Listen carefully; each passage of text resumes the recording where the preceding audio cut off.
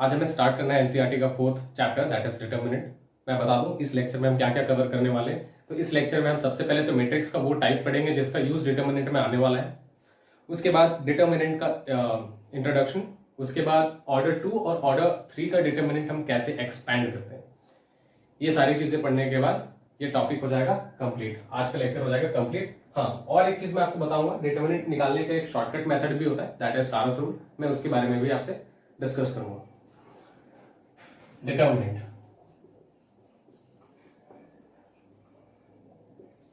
ठीक है। सबसे पहले मैट्रिक्स आपको पता हो तो मैट्रिक्स एरे ऑफ एलिमेंट्स होता है। एरे का मतलब क्या होता है, जिसमें हॉरिजॉन्टल रोज और वर्टिकल कॉलम्स का यूज आए उसे हम एरे बोलते हैं। यहां पर जो एलिमेंट्स होता है वो रो और कॉलम वाइज प्लेस्ड होता है in between two square brackets, तो हम इसे क्या बोलेंगे, मैट्रिक्स। अब यहां पर हम एलिमेंट्स रख देते हैं, let it be A11, A12, A13, A21, A22, A23, A31, A32, A33। These are the elements of square matrix. Square matrix क्यों? क्योंकि यहाँ पर रो नंबर और कॉलम नंबर सेम है। कैसे पता रो नंबर और कॉलम नंबर सेम है? तो हम काउंट करते हैं रो और कॉलम को।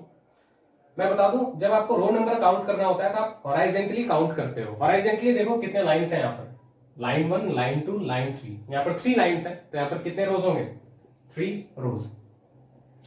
कितने कॉलम्स हैं यहाँ पे, तो कॉलम 1, कॉलम 2, कॉलम 3। कॉलम को आप वर्टिकली काउंट करते हो बाय 3। ओके, पहला जो एलिमेंट होता है यहाँ पर ये होता है रो नंबर, और सेकंड जो एलिमेंट होता है ये होता है column number. Okay, and this is called as order of matrix. ठीक है, रोज हम कैसे काउंट करते हैं,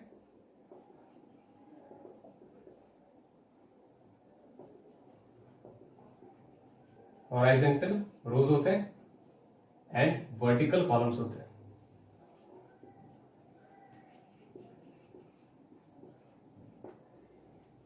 ओके, मैट्रिक्स को रिप्रेजेंट करने के लिए हम कोई भी एक कैपिटल लेटर यूज कर सकते हैं। वो ए हो सकता है, बी हो सकता है, सी हो सकता है, कुछ भी हो सकता है। Okay, so this is a square matrix of order 3/3, या फिर आप सिंपली बोल सकते हो ऑर्डर 3। याद रखना हम इसे कैसे रीड करते हैं, रेड एज 3/3, ना कि 3x3। आप इसे 3x3 नहीं पढ़ सकते, इसे हम 3/3 रीड करते हैं। रीजन है 3x3 अगर पढ़ोगे तो इसकी वैल्यू 9 हो जाएगी, बट ऑर्डर में 9 का कोई सेंस नहीं बनता, इसी वजह से हम इसे 3/3 पढ़ते हैं। ओके, नोट कर लो इसे।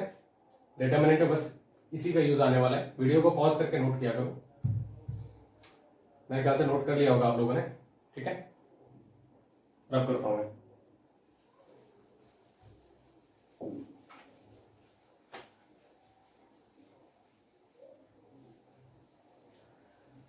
अब डिटर्मिनेंट होता क्या है, डिटर्मिनेंट। ओके, तो determinant of a square matrix is a scalar value और expression associated with it. Determinant of a square matrix is a scalar value or expression associated with it. मैं यहां पर स्केलर वैल्यू की जगह पे number लिख देता हूं। नंबर एक ऐसा नंबर जो कि रियल हो सकता है या फिर कॉम्प्लेक्स हो सकता है। वो रियल भी हो सकता है और वो कॉम्प्लेक्स भी हो सकता है। ठीक है, तो determinant of a square matrix is a number, real और कॉम्प्लेक्स, और एक्सप्रेशन एसोसिएटेड विद इट। ठीक है, सपोज हमारे पास एक मैट्रिक्स है A equals to 2 1 A B। Obviously ये ऑर्डर 2 का एक स्क्वायर मैट्रिक्स है। ठीक है, यहां पर 2 रो 2 कॉलम है। मैंने यहाँ पे 2/2 नहीं बोला, मैंने बोला ऑर्डर 2 का एक स्क्वायर मैट्रिक्स है। अगर मैंने बोल दिया कि ऑर्डर 2 का स्क्वायर मैट्रिक्स है तो इट्स बाय डिफॉल्ट अंडरस्टूड कि यहां पर रो नंबर और कॉलम नंबर क्या होगा, सेम होगा। अब क्या होता है कि हम यहां पर कुछ एक्सपेंशन लगाते हैं, कुछ सेट ऑफ रूल्स होता है, और उसके बाद हम इसकी वैल्यू निकालते हैं। सपोज इसकी वैल्यू आ जाती है 2b माइनस ए, जो कि एक एक्सप्रेशन है, कोई नंबर नहीं है, रियल नंबर नहीं है, कॉम्प्लेक्स नंबर नहीं है, अभी ये एक एक्सप्रेशन है। तो ये जो एक्सप्रेशन है ना, वो इस मैट्रिक्स का डिटर्मिनेंट कहलाएगा। ओके, अगर यहां पर कोई नंबर होता तो ये भी कोई नंबर आ रहा होता, यहां पर अगर कॉम्प्लेक्स नंबर होता तो ये कॉम्प्लेक्स नंबर आ रहा होता, तो ये यहां पर जो स्टफ आएगा वो इसका डिटर्मिनेंट कहलाता है। ओके, अब डिटर्मिनेंट हम निकालेंगे कैसे वो मैं समझाऊंगा, उससे पहले मैं बता दूं कि डिनोट कैसे करते हैं डिटर्मिनेंट को। Determinant of square matrix is denoted by square matrix को कोई नाम दे देते हैं। Determinant of a square matrix A is denoted by, या तो आप मॉड ऑफ ए लिख दो। देखो मॉड ऑफ ए मैं बोल रहा हूं, लेकिन एक्चुअली इसे मॉड ऑफ ए नहीं बोलते, ठीक है, ये बस मैं आपको एक्सप्लेन करने के लिए बता रहा हूं। आप यहाँ पर मॉड का साइन लगाते हो, लेकिन इसे हम डिटर्मिनेंट ऑफ ए ही पढ़ते हैं, इसे हम मॉड ऑफ ए या फिर मॉड्यूलस ऑफ ए नहीं पढ़ते हैं। ओके, या फिर आप सिंपली किसी डेल्टा से रिप्रेजेंट कर सकते हो इसे, ये ट्राइंगल नहीं, इसे हम डेल्टा पढ़ते हैं। ओके, और आप सिंपली डीईटी ऑफ ए लिख सकते हो। ये तीनों ही रिप्रेजेंटेशन सही है डिटर्मिनेंट को एक्सप्रेस करने के लिए। ओके, अब अगर हमें एक स्क्वायर मैट्रिक्स ऑफ ऑर्डर 2 दिया गया है तो हम उसका डिटर्मिनेंट कैसे इवैल्यूएट करेंगे वो समझते हैं। So determinant of a square matrix of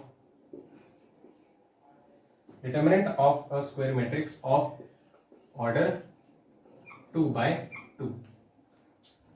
okay, पहला पॉइंट आपको समझ में आ गया। पहला पॉइंट हमने डिटर्मिनेंट को डिफाइन किया हुआ है। सेकंड पॉइंट में मैंने आपको ये बताया कि डिटर्मिनेंट को रिप्रेजेंट कैसे करते हैं, कैसे डिनोट करते हैं। Third point determinant of a square matrix of order 2x2। उसके बाद determinant of a square matrix of order 3x3। So let A equals to A11 A12 A13 A21 A22 2x2. So let A equals to this be a square matrix of order 2x2. So determinant of A क्या हो जाएगा? तो determinant of A को मैंने इस तरह से लिख दिया, ये इसका सिंबॉलिक रिप्रेजेंटेशन है। इस बात का ध्यान रखना होता है कि आप अगर मैट्रिक्स में स्क्वायर ब्रैकेट यूज कर रहे हो तो डिटर्मिनेंट में सिंपली दो स्ट्रेट लाइंस होते हैं जिसके बीच में ये एलिमेंट्स एनक्लोज हो गया। ध्यान रखना, डिटर्मिनेंट के केस में दो स्ट्रेट लाइंस होते हैं और मैट्रिक्स के केस में दो स्क्वायर ब्रैकेट्स। ठीक है, तो इसकी वैल्यू क्या होगी डिटर्मिनेंट की वैल्यू? तो आपको क्या करना होता है, अगर ऑर्डर 2 का डिटर्मिनेंट हमें इवैल्यूएट करना है तो आप प्रिंसिपल डायगोनल के दोनों एलिमेंट्स को आपस में सबसे पहले मल्टीप्लाई कर दो। क्या आ जाता है हमारे पास? A11 A22 then minus secondary diagonal के दोनों एलिमेंट्स का product, that is A21 A12। आप इसे ऐसे भी याद रख सकते हो, पहले तो इन दोनों का प्रोडक्ट माइनस इन दोनों का प्रोडक्ट। प्रिंसिपल डायगोनल के पहले दो प्रिंसिपल डायगोनल में जो भी एलिमेंट्स है उनका प्रोडक्ट पहले करना है, फिर सेकेंडरी डायगोनल के एलिमेंट्स का प्रोडक्ट करना है। तो यहां पर एक आर का सिंबल बन रहा है ना, स्मॉल आर, इंग्लिश अल्फाबेट का स्मॉल आर बन रहा है ना। पहले इन दोनों का प्रोडक्ट माइनस इन दोनों का प्रोडक्ट, पहले इन दोनों का प्रोडक्ट माइनस इन दोनों का प्रोडक्ट। यहां पर एक इंग्लिश अल्फाबेट का स्मॉल आर बन रहा है। तो आप ये सीक्वेंस याद रखना, पहले इन्हें मल्टीप्लाई करना होता है माइनस इन्हें मल्टीप्लाई करना होता है। ठीक है, ये आपको ऑर्डर 2 का एक डिटर्मिनेंट देगा। Is that clear? Okay, note कर लो इसे, पहले नोट कर लिया होगा आपने। ठीक है, अब कुछ एग्जांपल्स करते हैं। एग्जांपल यहीं पे नोट कर देता हूं मैं, एक एग्जांपल यहीं पे हो जाएगा, कोई प्रॉब्लम नहीं है। एग्जांपल सपोज हमें 2 -1 3 -1 इसका डिटर्मिनेंट निकालना है। ऑब्वियसली ये स्क्वायर मैट्रिक्स है जिसका हम डिटर्मिनेंट निकाल रहे हैं। ठीक है, इस डिटर्मिनेंट का भी ऑर्डर 2/2 ही है। अब यहां पर इसका डिटर्मिनेंट का वैल्यू क्या होगा, जैसा कि मैंने बताया था कि आपको सबसे पहले तो इन दोनों को मल्टीप्लाई करना होता है ना, इन दोनों को मल्टीप्लाई करना होता है। तो 2 into -1 it's coming to be -2, then -3 into -1 it's coming to be -3. So finally what I'm getting is -2 plus 3 is equals to 1. So इस डिटर्मिनेंट का जो वैल्यू है वो 1 आ गया। ठीक है, ध्यान रखना यहां पर जो ये एक्सप्रेशन है, this expression is determinant of matrix A. ठीक है, क्योंकि यहां पर एक्सप्रेशन था तो ये एक्सप्रेशन जो है वो डिटर्मिनेंट है इस मैट्रिक्स का। और यहां पर तो सिंस सारे के सारे वैल्यूज नोन थे तो हमें एक नंबर मिल रहा है, ये रियल नंबर है। ठीक है, नेचुरल नंबर भी बोल सकते हो, होल नंबर भी बोल सकते हो, बट ये रियल नंबर के कैटेगरी में आता है। अगर यहाँ पर कॉम्प्लेक्स एंटिटीज होते हैं तो शायद हो सकता था यहाँ पर कॉम्प्लेक्स नंबर भी आए, तो रियल नंबर भी आ सकता है डिटर्मिनेंट, कॉम्प्लेक्स नंबर भी आ सकता है, या फिर कोई एक्सप्रेशन भी आ सकता है। ओके, रब कर दूं? ठीक है,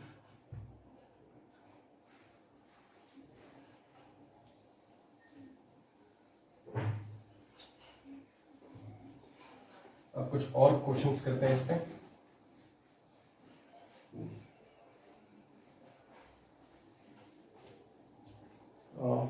ओके, ठीक है। सो क्वेश्चन है,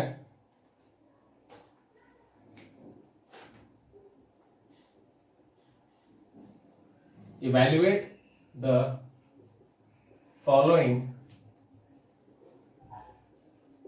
determinants। पहला डिटर्मिनेंट आप कुछ भी कंसिडर कर सकते हो, -3, 2, 4, 1। इसे आप ट्राई करो, तब तक मैं बाकी क्वेश्चंस लिख लेता हूं। Second, cos alpha minus sine alpha, sine alpha cos alpha. और थर्ड जो क्वेश्चन है वो है x² plus xy plus y², x plus y, x² minus xy plus y² x minus y. ठीक है, ओके, कर लिया पहला क्वेश्चन, आसान है। स्टार्ट करते हैं सोल्यूशन। पहले आप ट्राई कर लिया करो, उसके बाद सोल्यूशन देखा करो। फर्स्ट बिट, यहां पर जो डिटर्मिनेंट है -3, 2, 4, 1। ओके, क्या हो जाएगा, -3 into 1, so it's -3, then -4 into 2, it's 8, it's coming to be -11। Okay, आपको ये क्रॉस डिटर्मिनेंट में शो नहीं करना होता, ये तो बस अभी आपको समझने के लिए मैं बना रहा हूं इसे।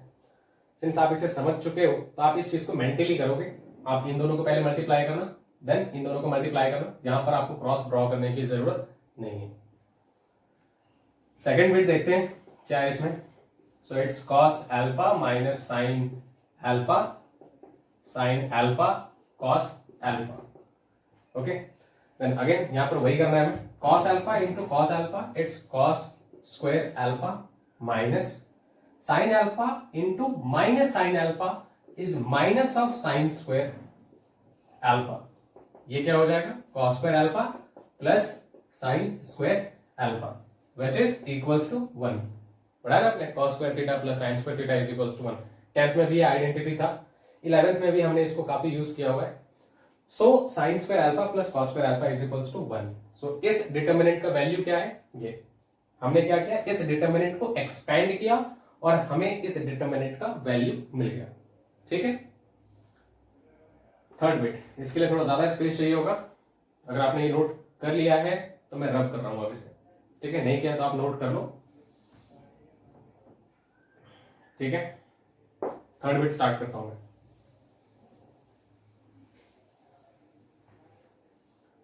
थर्ड बिट के लिए आपको अलजेब्रिक आइडेंटिटीज पता होना पड़ेगा।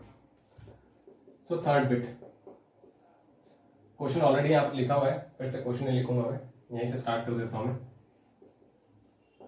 सोल्यूशन, यहां पर भी हमें क्या करना है, सबसे पहले इन दोनों को मल्टीप्लाई करना है।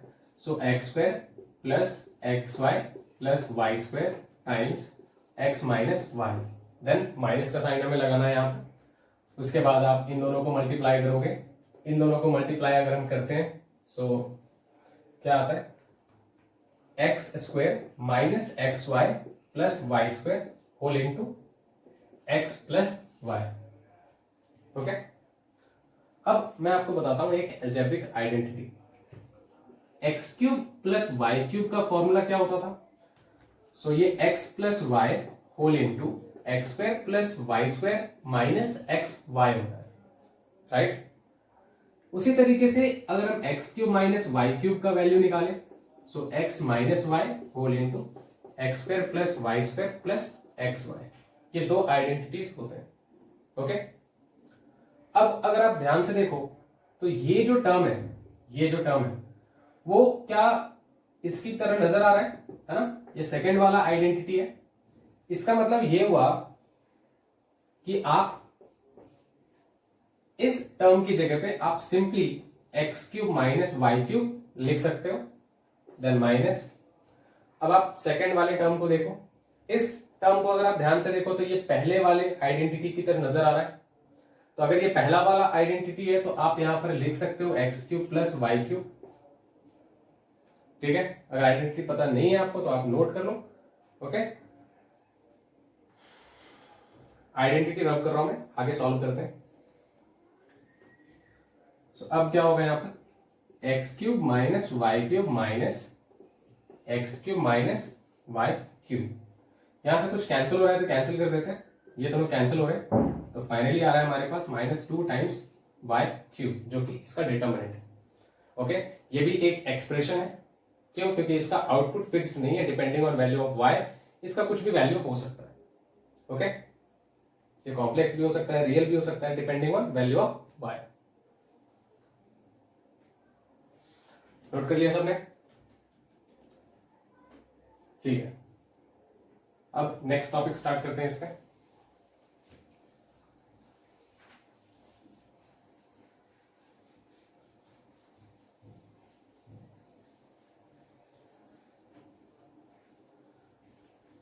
सबसे important part, how to expand a determinant of order 3। Order 3 का डिटर्मिनेंट हम कैसे एक्सपैंड करते हैं, या फिर ऑर्डर 3 का अगर हमें मैट्रिक्स देते हैं तो हम उसका डिटर्मिनेंट कैसे निकालेंगे। Determinant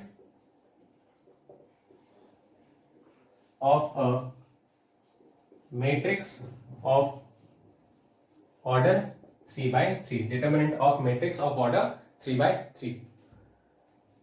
let A equals to A11, A12, A13, A21, A22, A23, A31, A32, A33 be a square matrix of order 3/3.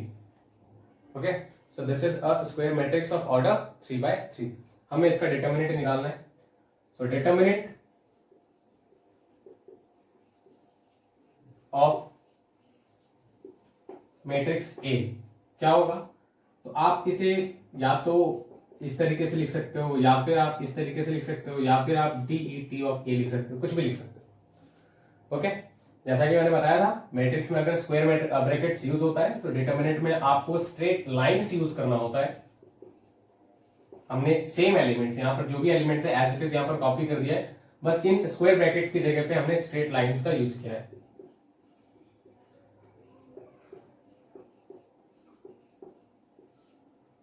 Okay, अब हम इसको एक्सपेंड करते हैं। जो लास्ट में आपको फाइनल रिजल्ट मिलता है, जो कि एक एक्सप्रेशन भी हो सकता है, नंबर भी हो सकता है, वो इसका डिटर्मिनेंट कहलाता है। ओके, और उस वैल्यू को लाने के लिए जो भी प्रोसेस हम यूज करते हैं उसे हम एक्सपेंशन बोलते हैं। ठीक है, इस डिटर्मिनेंट का एक्सपेंशन बोलते हैं। ओके, सो यहां पर आप सबसे पहले रो 1 पे अपना ध्यान रखो। ठीक है, रो 1 में 3 एलिमेंट्स हैं, A11, A12, A13, इन्हीं का यूज करना है हमें डिटरमिनेंट को इवैल्यूएट करने के लिए। ओके, सबसे पहले A11 आपको यहां पर लिख देना है, ठीक है। आपको क्या लिखना है? A11। देन आप जरा सोचो, ये एलिमेंट का, इस एलिमेंट का एड्रेस क्या है? तो ये first row and first column का एलिमेंट था। सो अब आपको क्या करना है? First row and first column को डिलीट कर देना है। अगर हम इसे डिलीट कर देते हैं तो हमारे पास एक छोटा सा डिटरमिनेंट बच जाता है। आप इस डिटरमिनेंट को यहां पर अब लिख दो, A22, A23, A32, A33। हमने इस छोटे से डिटरमिनेंट को यहां पर लिख दिया। देन अब आपको क्या करना है? R1 का फर्स्ट रो का सेकंड एलिमेंट यहां पर लिखना है, लेकिन इस बात का ध्यान रखेंगे कि यहां पर हमने स्टार्ट किया था प्लस के साथ, A11 के साइड में प्लस था, यहां पर इसके जस्ट पहले आपको पहले माइनस लगाना होगा, फिर आप A12 को यहां पर लिखोगे। A12 को लिखने के बाद आप देखो इसका एड्रेस क्या है, तो ये first row and second column का एलिमेंट था, तो first row and second column को आप डिलीट कर दो तो आपके पास बचेगा ये 4 elements. These 4 elements are left. अब आप इन्हें लिख दो यहां पर, ये भी एक ऑर्डर 2 का डिटरमिनेंट बन रहा है। अब आपको क्या करना है? थर्ड एलिमेंट पे आ जाओ, R1 का, इसे आपको प्लस के साथ ही ओपन करना होता है। ओके, ध्यान रखना, A11 को लिखने से पहले हम आगे प्लस रखते हैं, A12 को लिखने से पहले हम यहां पर एक माइनस लगाते हैं, A13 को लिखने से पहले हम यहां पर प्लस ही रखते हैं। सो इसका एड्रेस क्या है? फर्स्ट रो थर्ड कॉलम, तो हमने first row and third column को डिलीट कर दिया। अब हमारे पास क्या बच गया? A21, A22, A31, A32। सो लिख लेते हैं A21, A22, A31, A32। हमने ये लिख लिया। आपको ऑलरेडी पता है ऑर्डर 2 का डिटरमिनेंट को हम कैसे एक्सपैंड करते हैं। सो A11 आप इन्हें मल्टीप्लाई करोगे, पहले इन दोनों को मल्टीप्लाई करना है हमें। सो A22, A33 minus secondary diagonal के एलिमेंट्स को मल्टीप्लाई करना है हमें, A32, A23, then minus A12 जो है एज इट इज हमने लिख दिया। यहां पर अगेन हम इवैल्यूएट करेंगे, ब्रैकेट स्टार्ट, इन दोनों का product A21, A33, then minus इन दोनों का product A31, A23, then plus A13 जो कि यहां पर था, अगेन इन दोनों का प्रोडक्ट A21, A32, माइनस इन दोनों का product A31, A22, A31, A22। Okay, सो ये जो एक्सप्रेशन है, ये भी एक एक्सप्रेशन है ना, ये भी एक एक्सप्रेशन है। So this expression is determinant of matrix A. Okay, but इतना जो लेंथी सा एक बड़ा सा ये एक्सप्रेशन है, आपको याद नहीं रखना होता, आपको ये तरीका याद रखना होता है, ठीक है। सबसे पहले क्या करना होता है, फिर से मैं बता दूं, R1 पे आ जाओगे आप, R1 का फर्स्ट एलिमेंट आपको यहां पर लिख देना है। ध्यान रखना, इससे पहले क्या होता है, जब आप फर्स्ट एलिमेंट लिखोगे तो इससे आगे प्लस का साइन रखना है, ठीक है। या फिर यहां पर जो भी एलिमेंट है उसे सिंपली यहां पर रख दो। उसके बाद आप इसके एड्रेस में देखो कौन सा रो और कौन सा कॉलम आ रहा है। तो इसके एड्रेस में first row and first column आ रहा है। First row and first column को आप भूल जाओ तो आपके पास क्या बचता है, फर्स्ट रो फर्स्ट कॉलम को अगर हम भूल जाते हैं तो A22, A23, A32, A33 बचता है, जिसको मैंने एक डिटरमिनेंट के फॉर्म में यहां पर लिख दिया है। सिमिलरली आपको क्या करना है, सेकंड वाले एलिमेंट को यहां पर लिखना है, बट सेकंड वाले एलिमेंट को जब आप लिखोगे तो आप माइनस साइन के साथ लिखोगे। ओके, देन आपको अगेन इसके एड्रेस के अकॉर्डिंग कुछ रोज और कॉलम्स को डिलीट करना है। इसका जो रो एड्रेस है वो रो 1 है और कॉलम एड्रेस में कॉलम 2 है। सो रो 1 एंड कॉलम 2 को अगर हम डिलीट कर देते हैं तो हमारे पास A21, A23, A31 and A33 बचता है, जो कि हमने लिख दिया। देन प्लस का साइन लगाना है हमें, ठीक है, और A13 थर्ड एलिमेंट को हम यहां पर लिखते हैं। इसका एड्रेस आपको समझ में आ रहा है, फर्स्ट रो थर्ड कॉलम का एलिमेंट है। सो हमारे पास ये डिटरमिनेंट बचता है जिसको मैंने एज इट इज यहां पर लिख दिया है। उसके बाद हमने इसको एक्सपैंड कर दिया है, ये छोटा सा डिटर्मिनेंट है ऑर्डर 2 का, जिसके ऊपर क्वेश्चंस अभी अभी हमने किया था। इन दोनों को सबसे पहले मल्टीप्लाई करेंगे माइनस इन दोनों का प्रोडक्ट, इन दोनों को मल्टीप्लाई किया माइनस इन दोनों का प्रोडक्ट, प्रिंसिपल डायगोनल के इन दोनों एलिमेंट्स का पहले मल्टीप्लाई किया देन इन दोनों एलिमेंट्स का प्रोडक्ट। ओके ठीक है, नोट कर लो इसे।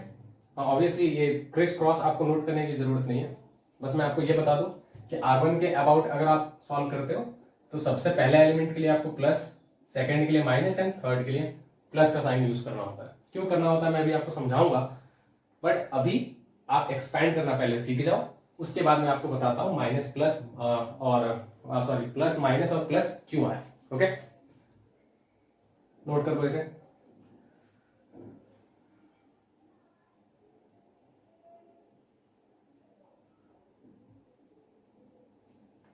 एक और चीज मैं आपको बता दूं, सिंस यहां पर आपने R1 का यूज किया है इस डिटर्मिनेंट को निकालने के लिए, इस डिटर्मिनेंट को निकालने के लिए आपने किसका यूज किया है, R1 को, R1 के एलिमेंट्स को आपने यूज किया है। R1 के एलिमेंट्स को अगर आप यूज करते हो डिटर्मिनेंट एक्सपैंड करने के लिए तो हम इसे क्या लिखते हैं, expanding along R1। Expanding along R1 का मतलब आपने R1 के अबाउट इस डिटर्मिनेंट को एक्सपैंड करके इस डिटर्मिनेंट की वैल्यू निकाली है।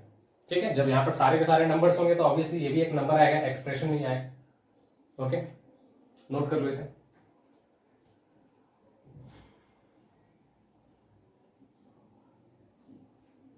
ठीक है मैं रब कर रहा हूं।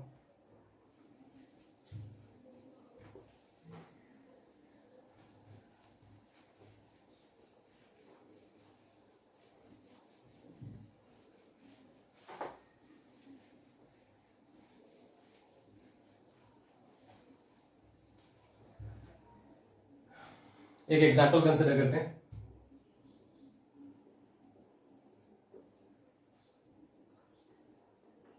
To minus two one three three minus one two four.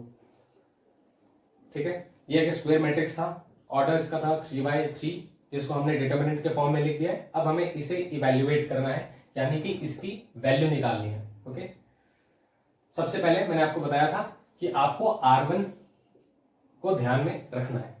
ठीक है, R1 के एलिमेंट्स 2, -2 एंड 1 है। पहले वाले एलिमेंट के लिए आपको सोचना नहीं है, आप सिंपली इसे उठाओ और यहां पर लिख दो 2। ओके देन आप फर्स्ट रो फर्स्ट कॉलम को भूल जाओ, जिस रो और जिस कॉलम में ये एग्जिस्ट करता है उसे आप पहले डिलीट कर दो। डिलीट करने के बाद आपके पास एक छोटा सा डिटर्मिनेंट आ जाएगा इस तरीके का, so it's 3 -1 2 4। Then second element को यूज करने से पहले आपको यहां पर माइनस का साइन लगाना होता है। क्यों, क्योंकि रो में आपको बता चुका हूं, रो 1 में आपको प्लस माइनस प्लस इस साइन कन्वेंशन को यूज करना होता है, क्योंकि आगे प्लस है। सेकेंड एलिमेंट को लिखने से पहले आपको माइनस लगाना है, उसके बाद आप सेकेंड एलिमेंट को लिख सकते हो। लिख दिया, लिखने के बाद ये कौन, इसका एड्रेस क्या है, तो ये first row and second column का एलिमेंट था, तो मैंने फर्स्ट रो और सेकेंड कॉलम को डिलीट कर दिया, तो हमारे पास 3 -1 4 बच जाता है। Okay so 3 -1 4।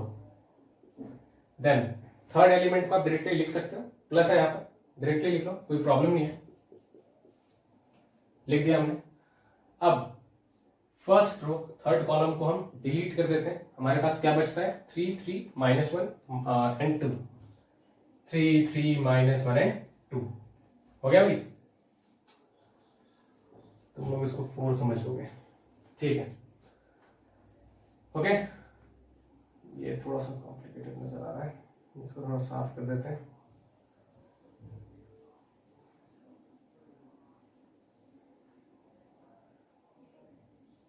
ओके ध्यान देना, it's -1, it's 1, this is 4, this is 3, this is -2, this is 2, this is 3 and this is -1। Okay so 2 times 4 3s are 12 minus 2 into -1 it's -2, square bracket use कर लेते हैं यहां पर, minus of minus plus 2। Okay 4 3 जा 12, 3 4 जा 12, minus 1 into minus 1 1 plus 1, 3 2 जा 6, minus 1 into 3 minus 3। अब देखते हैं इसकी value, 2 times 12 plus 2 plus 2 into 11 plus 1 into 6 plus 3, so it's 2 into 14 plus 22 plus 9, it's 28 plus 22 plus 9। Okay, add करते हैं 28 एंड 22, अगर हम इन्हें ऐड कर देंगे तो ये 50 हो जाएगा, प्लस 9 इट्स 59। सो इस डिटरमिनेंट की वैल्यू क्या आ रही है 59। ठीक है, यहां पर आपने क्या किया था, एक्सपेंडिंग अलोंग R1, क्या किया था, एक्सपेंडिंग अलोंग R1, नोट कर लो आप।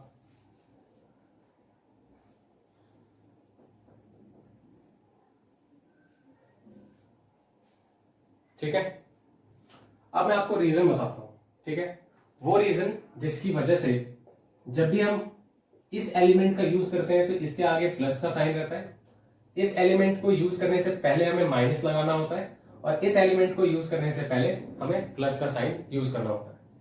क्या रीजन है समझते हैं। ठीक है, बाकी स्टफ्स में रब कर रहा हूं, ठीक है, इंपॉर्टेंट नहीं है।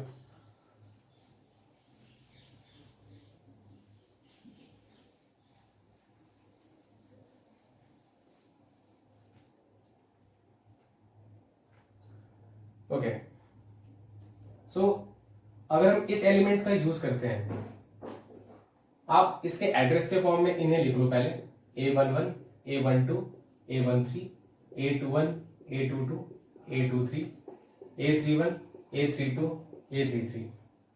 ठीक है, एक्चुअली हमें पता है यहां पर प्लस माइनस प्लस हम यूज करते हैं, बट रीजन इसका ये है, ये प्लस आता कैसे है, तो इस एड्रेस के बारे में सोचो।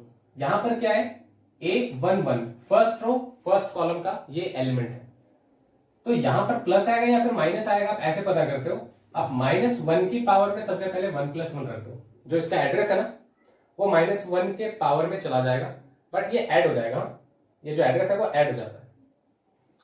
-1 रेज टू द पावर 1 + 1 क्या हो जाएगा, -1 रेज टू द पावर 2।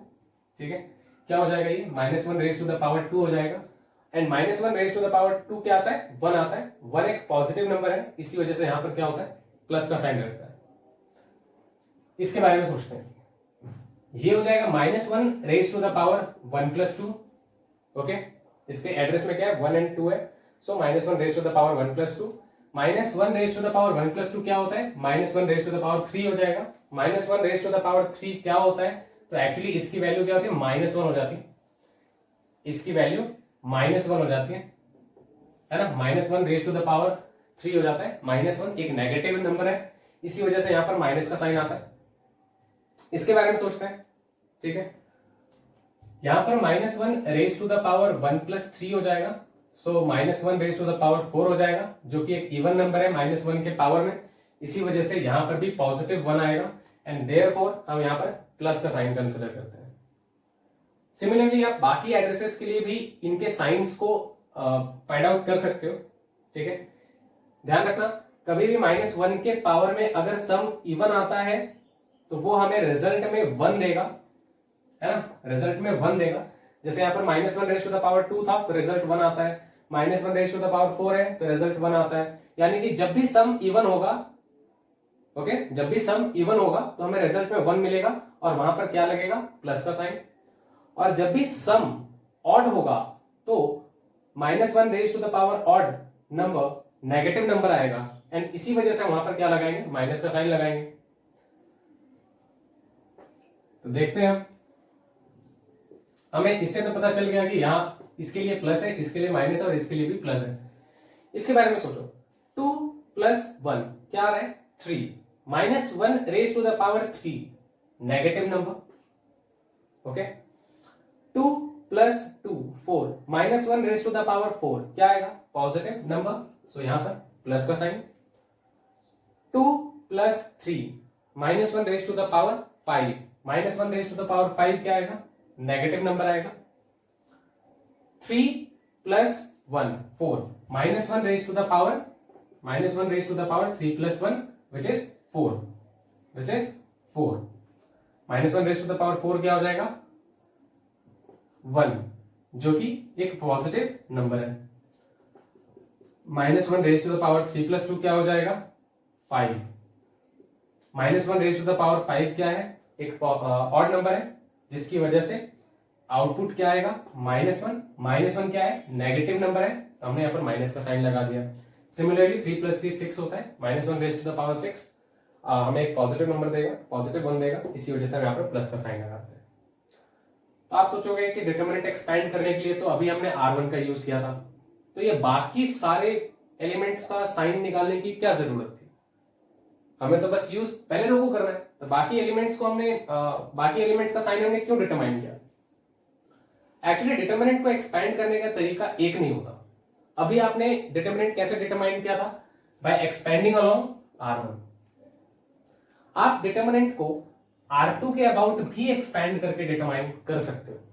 आप R3 के अबाउट भी एक्सपेंड करके डिटरमिनेंट को फाइंड आउट कर सकते हो। कॉलम 1, कॉलम 2 एंड कॉलम 3 के अबाउट भी एक्सपेंड करके आप डिटरमिनेंट की वैल्यू निकाल सकते हो।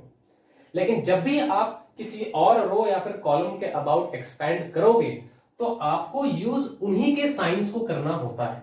सपोज अगर आपने R2 यूज किया है तो A22 को लिखने से पहले आपको आगे माइनस का साइन लगाना पड़ेगा। A21 को लिखने से पहले आपको माइनस का साइन लगाना पड़ेगा, A22 को लिखने से पहले प्लस का साइन, और A23 को लिखने से पहले आपको एक एडिशनल माइनस का साइन लगाना पड़ेगा। ओके, इसी तरीके से आप R3 के अबाउट करोगे तो ये साइन कन्वेंशन याद रखना है, कॉलम 1, कॉलम 2, कॉलम 3। ठीक है, अब ये जो टेबल है बनाने के लिए हम बार बार इस तरीके से तो बनाएंगे नहीं, तो कुछ शॉर्टकट होगा इसका। ठीक है, अब इस टेबल को कैसे याद रखते हैं, ध्यान देना। बनाने का सिंपल सा तरीका है, आपको बस एक चीज याद रखना है, प्लस माइनस प्लस। ठीक है, पहले plus then minus then plus. Plus है यहां पर, वर्टिकली भी ऐसे चलेगा, हॉरिजॉन्टली जैसे चलता है वैसे ही वर्टिकली चलेगा। प्लस माइनस प्लस, यहां पर भी वैसे ही होगा, प्लस माइनस प्लस होता है। अच्छा, ऐसे भी होगा, माइनस है यहां पे तो माइनस के बाद क्या होता है? प्लस, प्लस के बाद क्या होगा? माइनस। ठीक है, यहां प्लस है तो यहां पर क्या होगा? माइनस, माइनस है तो क्या होगा? प्लस। कुल मिलाकर बात यह है कि दो प्लस का साइन एक साथ नहीं आएगा कभी, दो माइनस का साइन एक साथ नहीं आएगा कभी। ठीक है, हॉरिजॉन्टल वे में कभी भी दो प्लस का साइन एक साथ नहीं आता, और वर्टिकल वे में कभी भी दो प्लस का साइन एक साथ नहीं आता, या फिर दो माइनस का साइन एक साथ नहीं आता। पहले plus then minus then plus. Plus आ चुका है तो यहां पर प्लस नहीं होगा, यहां पर माइनस होगा, देन प्लस देन माइनस। यहां माइनस आ चुका है तो यहां पर प्लस होगा, then plus minus plus. Okay, तो इस तरीके से हमने इस टेबल को बना लिया, आप याद रख सकते हो इसे। ठीक है, तो एक काम करते हैं, ये आपको प्रूफ करने के लिए कि आप R2 के अबाउट भी एक्सपैंड करते हो तो आपको डिटरमिनेंट वही मिलेगा। मैं एक बार इसी क्वेश्चन को R2 के अबाउट एक्सपैंड करके इसकी वैल्यू निकालता हूं। अगर हमें सेम वैल्यू मिल जाए तो हम क्या समझेंगे कि हमारा तरीका बिल्कुल सही है, हम किसी भी रो या फिर कॉलम के अबाउट एक्सपैंड कर सकते हैं। 2 माइनस 2 1, ओके, 2 माइनस 2 एंड 1। अब expanding along R2, expanding along R2। ठीक है, स्टार्ट करें। इक्वल्स, सबसे पहले R2 के एलिमेंट्स को देखो, ये R2 है, ये रो 2 है। साइन कन्वेंशन आपको याद होगा। ठीक है, साइन कन्वेंशन क्या था? Plus minus plus, minus plus minus, plus minus plus. तरीका देखो, प्रिंसिपल डायगोनल में सारे प्लस होंगे, सेकेंडरी डायगोनल में भी सारे एलिमेंट्स प्लस में होंगे, और नॉन डायगोनल एलिमेंट्स जितने भी हैं वो सभी माइनस में होंगे, ऐसे भी याद रख सकते हैं, ठीक है। तो सबसे पहले थ्री एक नॉन डायगोनल एलिमेंट है, क्योंकि प्रिंसिपल डायगोनल में तो बस ये एलिमेंट्स है और ये एलिमेंट्स है, ओके। तो 3 एक नॉन डायगोनल एलिमेंट है, तो सबसे पहले आप यहां पर माइनस लिखो और उसके बाद आप इस 3 को लिखना, ठीक है। उसके बाद डिटरमिनेंट का साइन, इस एलिमेंट का एड्रेस देखना, ये जिस रो और जिस कॉलम में ये लाई कर रहा है ना, आपको उस रो और उस कॉलम को सबसे पहले क्या करना है, डिलीट कर देना है। सो ये second row and first column में लाई कर रहा था, तो हमने इसे डिलीट कर दिया, हमारे पास -2 1 2 4 बच गया। देन सेकेंड वाले एलिमेंट पे आ जाओ, सिंस ये डायगोनल के ऊपर लाई कर रहा है, इसी वजह से ये प्लस के साथ ओपन होगा, ठीक है। Then second row and second column को आप भूल जाओ, तो आपके पास क्या बचता है, सेकेंड रो सेकेंड कॉलम को अगर हम भूल जाते हैं तो 2 1 -1 4। उसी तरीके से ये देखो, ये एक नॉन डायगोनल एलिमेंट है, तो इसे लिखने से पहले हम क्या लगाएंगे, यहाँ पर माइनस का साइन लगाएंगे, देन इस एलिमेंट को एज इट इज यहां पर लिख देंगे। यहां पर भी भूल जाते हैं भाई, सेकेंड रो थर्ड कॉलम को अगर हम भूल जाते हैं तो हमारे पास बचता है 2 -2 -1 2, okay.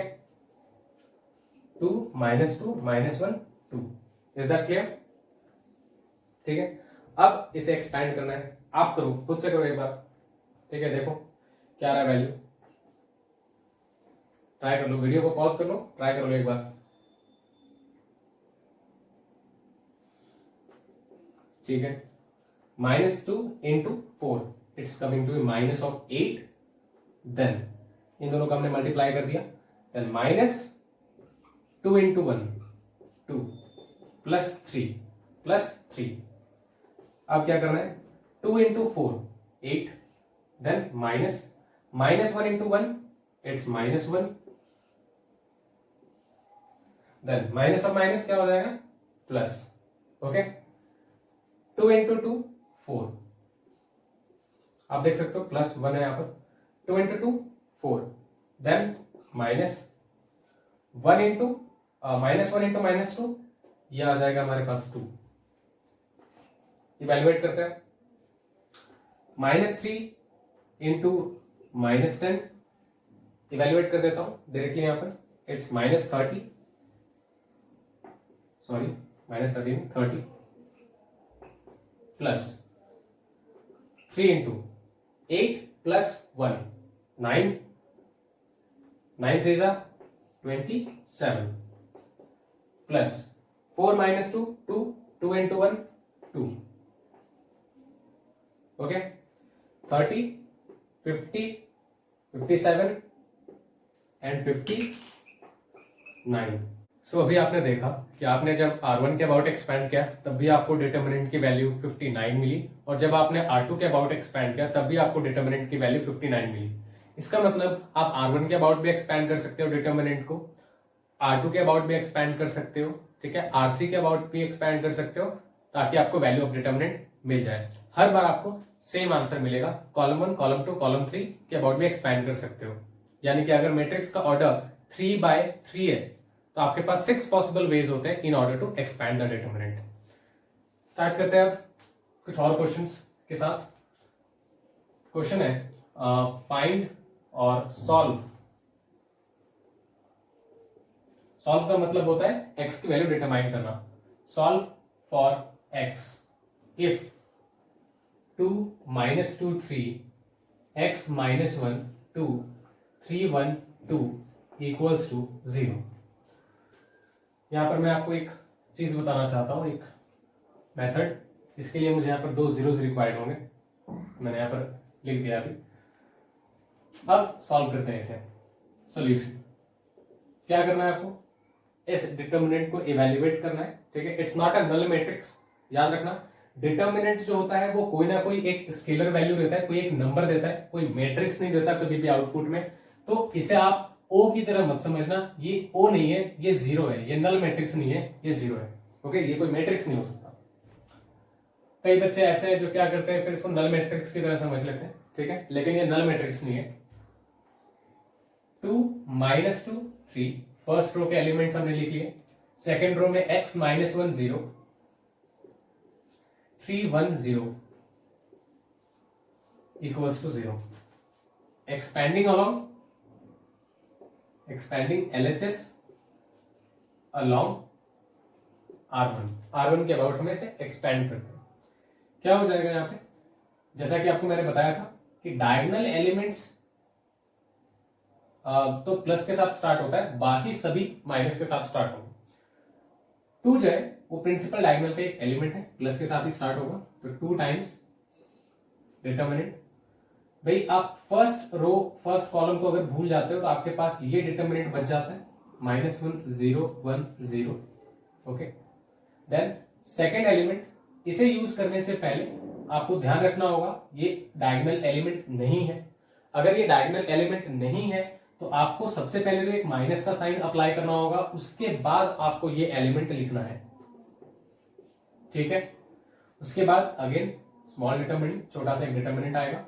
First row second column को हम भूल जाएंगे, हमें x 0 3 0 x 0 3 0, ध्यान रखना हमने फर्स्ट रो सेकेंड कॉलम को डिलीट किया है। उसके बाद थर्ड एलिमेंट पे आ जाते हैं +3, क्योंकि ये सेकेंडरी डायगोनल का एलिमेंट है तो इस एलिमेंट को लिखने से पहले हम आगे प्लस का ही साइन रखेंगे।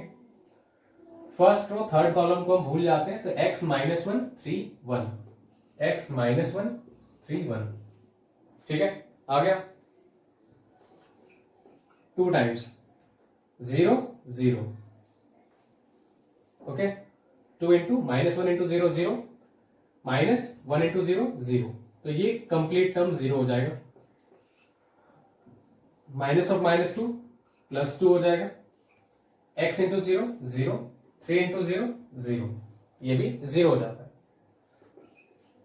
प्लस 3 टाइम्स, हमें पता है इसकी वैल्यू क्या है, 0 है ना, इसकी वैल्यू 0 है। So 3 times x into 1 x -3 into -1 -3, which is equals to 0। क्या हो जाएगा अभी 3 टाइम्स x -+3 इक्वल्स टू 0।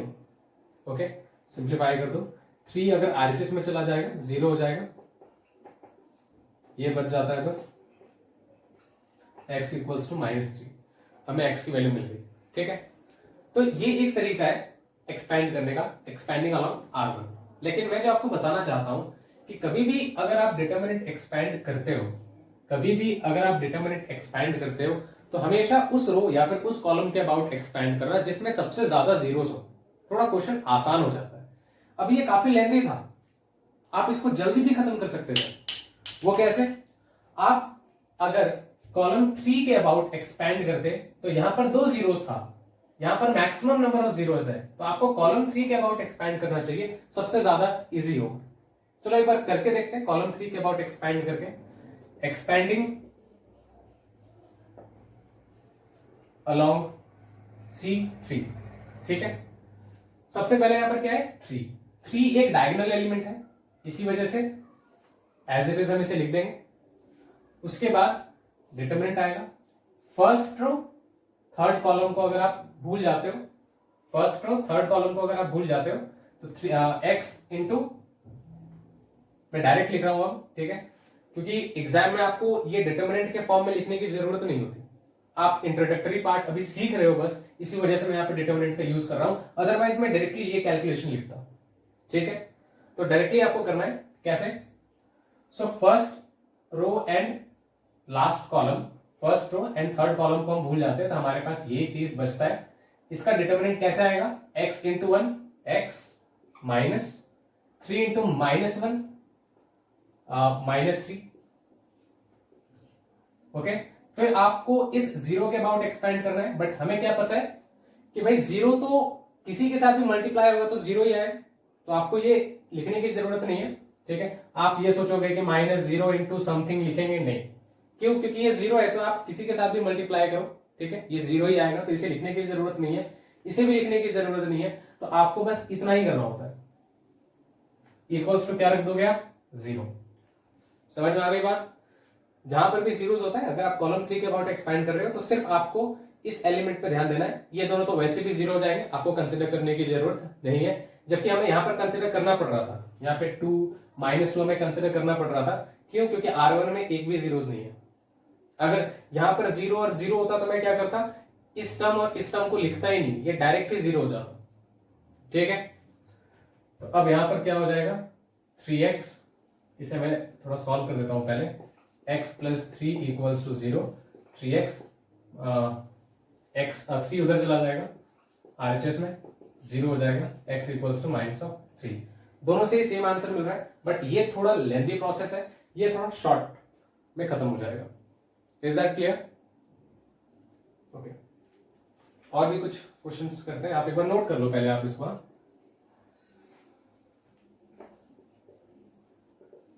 ठीक है, नोट कर लो। इस बात का ध्यान रखना, हमेशा हम उसी रो या फिर उसी कॉलम के अबाउट एक्सपैंड करें जिसमें मैक्सिमम नंबर ऑफ जीरोस हो। ठीक है, नोट कर लो।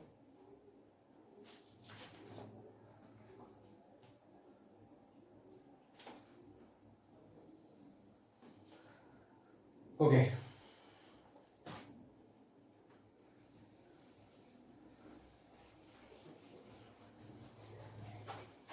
अब कुछ इंपॉर्टेंट प्रॉपर्टीज डिटर्मिनेंट का हम लिखेंगे अब।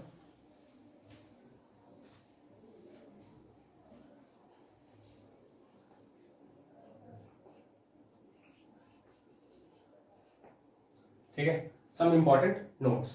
ठीक है, ये क्या है, इंपॉर्टेंट नोट। ध्यान दो, सबसे पहले एक चीज आपको पता होना चाहिए, only square matrix have determinant. Square matrix को छोड़कर कोई और मैट्रिक्स नहीं होता जिसका डिटर्मिनेंट आप निकाल सकते हो। ठीक है, डिटर्मिनेंट सिर्फ और सिर्फ स्क्वायर मैट्रिक्स का ही इवैल्यूएट किया जा सकता है और किसी भी मैट्रिक्स का डिटर्मिनेंट इवैल्यूएट नहीं किया जा सकता। Okay, next point is, if matrix A equals to matrix B, if matrix A equals to matrix B, then determinant of A equals to determinant of B. Okay, यहां पर मैं matrices लिख देता हूं, MATRICES। ठीक है, if matrices A equals to B, then determinant of A equals to determinant of B. But vice versa is not true. Versa is not true. But vice versa is not true. कहने का मतलब है कि अगर if A का determinant equals to B का determinant होता है, then this doesn't implies A equals to B. अगर A और B इक्वल है, दो मैट्रिसेस, देन उनके डिटर्मिनेंट्स इक्वल होंगे। बट अगर उनके डिटर्मिनेंट्स इक्वल है, जो कि उल्टा है ना, अगर ये दोनों इक्वल थे तो ये इक्वल होंगे, लेकिन अगर ये दोनों इक्वल है तो जरूरी नहीं है कि A और B भी इक्वल हो भी सकता है, नहीं भी हो सकता। आ गई बात समझ में? अब एक एग्जाम्पल के थ्रू से समझते हैं। If late A equals to 2 1 3 4, हमने एक स्क्वायर मैट्रिक्स कंसिडर कर लिया ऑफ ऑर्डर 2। एक और मैट्रिक्स कंसिडर कर लेते हैं, लेट इट बी 4 3 1 2। दो मैट्रिक्स हमने कंसिडर कर लिया। Here determinant of A equals to determinant of B, निकाल कर दिखाता हूं मैं आपको। ठीक है, डिटर्मिनेंट ऑफ A क्या होगा, 2 1 3 4, 2 1 3 4, 4 2 जा या फिर 2 4 जा 8, माइनस 3 1 जा 3 इक्वल्स टू 5। उसी तरीके से आप B का भी डिटर्मिनेंट निकाल सकते हो। B का डिटर्मिनेंट क्या आ रहा है, 4 2 जा 8 माइनस 3 1 जा 3 विच इज इक्वल्स टू 5। आप देख सकते हो A का डिटर्मिनेंट और B का डिटर्मिनेंट दोनों ही सेम आ रहा है। सो हियर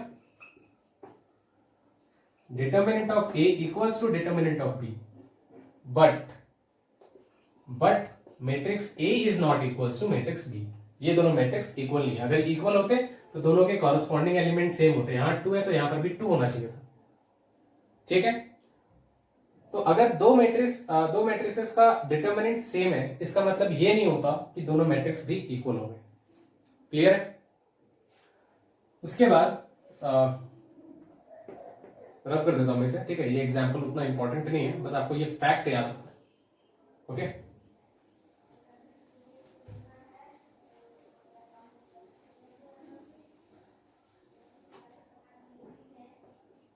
ओके, सो अब next, if determinant of A is 0, then matrix A is called as singular matrix.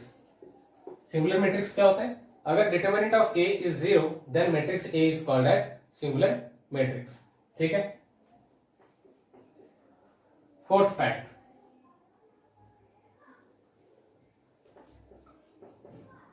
this is read as determinant of matrix A, not modulus or mod A। कई बच्चे हैं जो इसको modulus of ए या फिर mod ए पढ़ते हैं, तो ये फैक्ट है। डिटर्मिनेंट ऑफ ए, इसे हम क्या पढ़ते हैं? Determinant of A. ओके, इसे हम क्या पढ़ते हैं? Determinant of A. So this is read as determinant of A, not modulus और mod of A. Is that clear? Mod A नहीं पढ़ते हैं वैसे। अब कुछ क्वेश्चंस करते हैं। ठीक है, रब कर दूंगा इसे, नोट कर लो इसे पहले जल्दी से।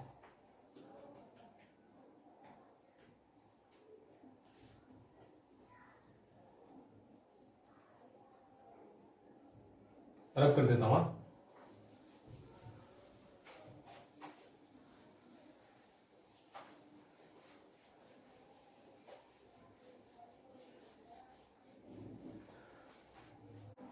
ठीक है, कुछ और questions.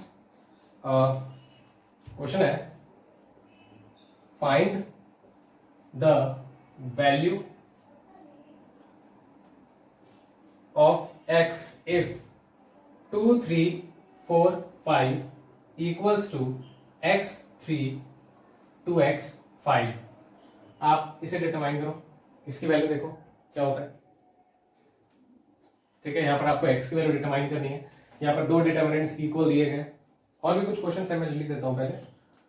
Question number 1, question number 2, if 2 times sin x minus 1 sin x equals to 3, 0 minus 4 sin x minus 4 sin x, then find the value of x where x is in between 0 and pi by 2। एक और question, third question है, solve for x if a equals to 2, 3 x2 is a singular matrix। तो अभी जो मैंने आपको properties बताए उनके ऊपर ये बेस्ड क्वेश्चंस हैं। ठीक है, सबसे पहला क्वेश्चन आप ट्राई कर लो। सबसे पहला क्वेश्चन आप ट्राई कर लो, पॉज कर लो वीडियो, एक बार ट्राई कर लो। ठीक है, अब मैं ट्राई करता हूं। तो आप देखना यहां पर this determinant is equals to this determinant दिया गया है, लिख लेते हैं। पहला क्वेश्चन है 2, 3, 4, 5 equals to x3, 2x5। Okay, solve करें इसे। 5 2 जा 2 5 जा 10 माइनस, इन दोनों को पहले मल्टीप्लाई करना होता था, आपको पता है। ठीक है, मैंने स्मॉल आर मेथड आपको बताया था। इन दोनों को मल्टीप्लाई करना है, माइनस इन दोनों को मल्टीप्लाई करना है, इन दोनों को मल्टीप्लाई करना है, माइनस इन दोनों को मल्टीप्लाई करना है। ठीक है, 2 5 ज़ा 10 माइनस 4 3 ज़ा 12 equals to 5x minus 6x। ठीक है, अब कई बच्चे ऐसे हैं जिनको अगर ये क्वेश्चन दिया जाता है तो वो क्या कर देते हैं, x का वैल्यू वो डायरेक्टली 2 रख देते हैं, वो ऐसे मैट्रिक्स की तरह समझते हैं। जैसे अगर दो मैट्रिक्स है, अगर 2 3 4 5 हो और यहाँ पर x 3 4 5 हो, कुछ ऐसा हो, तो वो क्या करते हैं, यहाँ पर सपोज कुछ भी है 2x है, कुछ भी है, ठीक है, वो क्या करते हैं, इन दोनों वैल्यूज को सेम रख देते हैं। ठीक है, क्योंकि मैट्रिक्स है तो मैट्रिक्स में कोई प्रॉब्लम नहीं है, ये दोनों वैल्यूज सेम होंगी, कोई इशू नहीं है। लेकिन डिटरमिनेंट में ये जरूरी नहीं है, ये जरूरी नहीं है कि ये दोनों वैल्यूज सेम हो, हाँ हो भी सकता है लेकिन जरूरी नहीं है। इसको सॉल्व करना है आपको, इसका एक स्केलर वैल्यू आएगा, इसे सॉल्व करना है आपको। ठीक है, सॉल्व करने का मतलब इवैल्यूएट करना है, एक्चुअली इसे इवैल्यूएट करना है, इसे इवैल्यूएट करना है। अगर दोनों का वैल्यूज सेम है, ठीक है,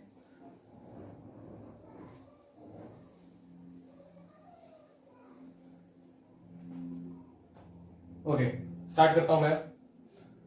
solve for x if a equals to, this is a singular matrix.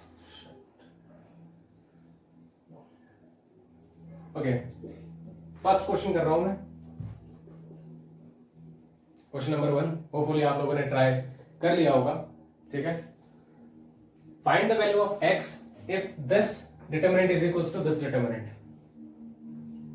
2 3 4 5 equals to x 3 2x 5।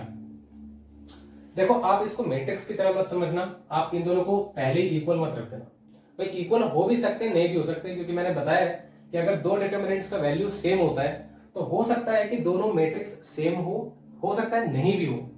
ठीक है, अगर दो डिटरमिनेंट्स सेम होते हैं then this doesn't implies that both the matrices are same. It may be same, may not be same. Okay, so पहले से ही आपको यहाँ पर x की वैल्यू 2 नहीं रखना है। ठीक है, एक्सपैंड करना है आपको, तो हम दोनों को ही एक्सपैंड करेंगे।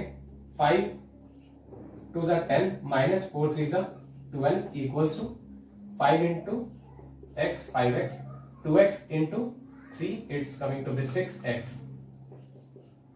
सब्ट्रैक्ट करेंगे, माइनस 2 आ रहा है, इन्हें भी सब्ट्रैक्ट करो आप, माइनस x आ रहा है। कोइंसिडेंटली आपको यहाँ पर x की वैल्यू 2 मिल रही है, मतलब दोनों सेम आ। बट मैंने जैसा कि बताया था, हमेशा ये हो जरूरी नहीं है। ठीक है, ओके नोट कर लो इसे, फिर सेकंड क्वेश्चन करते हैं।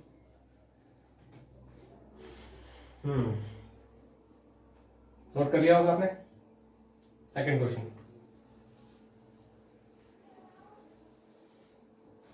Question number 2, question number 2। ठीक है, ध्यान दो, if this determinant equals to this determinant then find the value of x। Okay,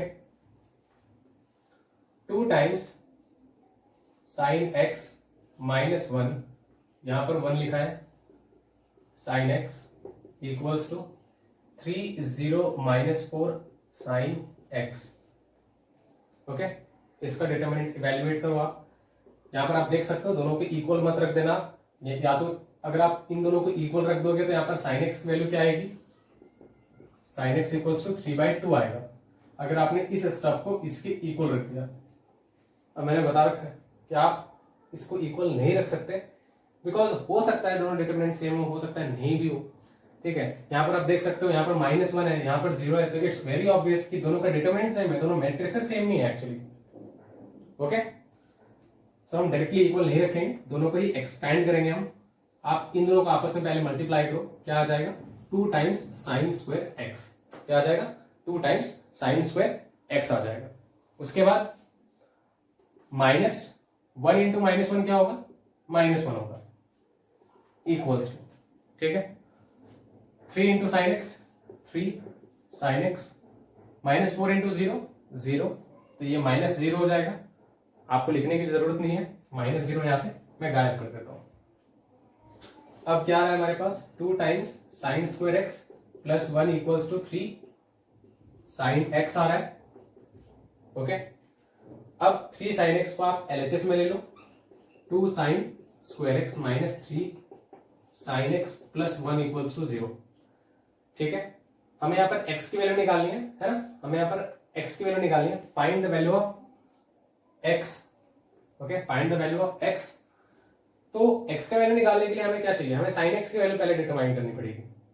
sign x की वैल्यू 1/2 आ जाएगा या फिर √3/2 आ जाएगा, कुछ भी आ सकता है।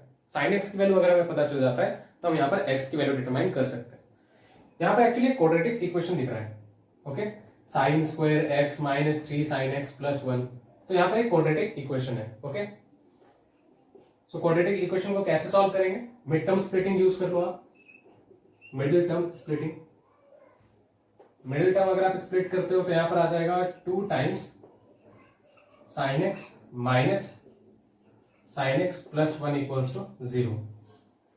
ओके, फाइनली आ रहा है हमारे पास, इनमें से कुछ कॉमन आ रहा है, बिल्कुल आ रहा है। 2 टाइम्स साइन एक्स कॉमन आ रहा था, मैंने निकाल दिया।